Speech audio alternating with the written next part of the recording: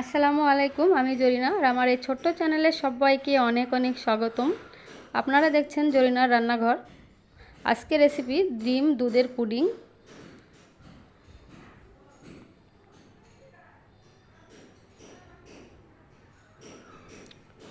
প্রথমে আমি ডিম নিয়ে নিয়েছি। এবার একটি বাটিতে ডিম ভেঙে নিচ্ছি।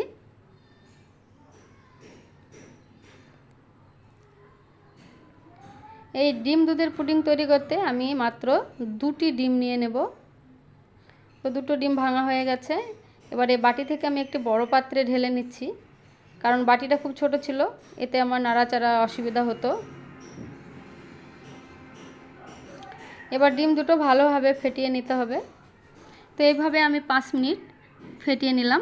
তারপরে দিয়ে দিচ্ছি চিনি গুঁড়ো। এখানে আমি 100 গ্রাম চিনি নিয়ে নিয়েছি। তো চিনি আমি গুঁড়ো করে নিয়েছি। এবার ডিমের সঙ্গে চিনি খুব ভালোভাবে মিশিয়ে নিতে হবে।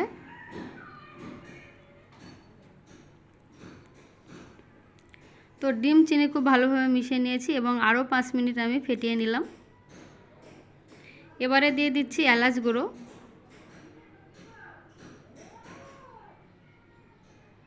এলাচ গুঁড়ো দিলে ডিমের এই গন্ধটা থাকবে না। আবারও খুব ভালোভাবে মিশিয়ে নিচ্ছি। খুব ভালোভাবে মিশানো হয়ে গেছে। এবারে দিয়ে দিচ্ছি 1 বাটি দুধ।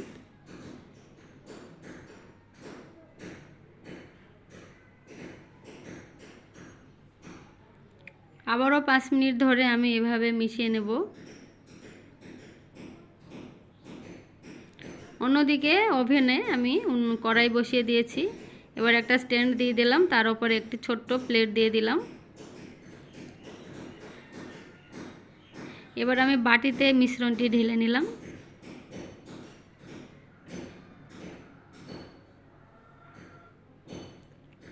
মিশ্রণটি এবার আমি বসিয়ে দিলাম। ঢাকনা দিয়ে ঢেকে দিলাম। এইভাবে 10 থেকে 15 মিনিট আমি রেখে দিয়েছিলাম।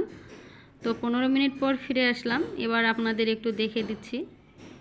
কাঠিতে কিন্তু কিচ্ছু লাগেনি, তার মানে রেসিপিটি রেডি, তৈরি হয়ে গেছে। এবার আমি নামিয়ে নিলাম। এবারে একটি প্লেটে আমি ঢেলে নিলাম।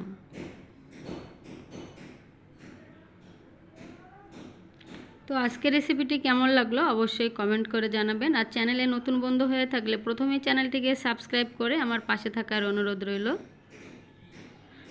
দেখা হচ্ছে আগামী দিন নতুন কোনো রেসিপি নিয়ে।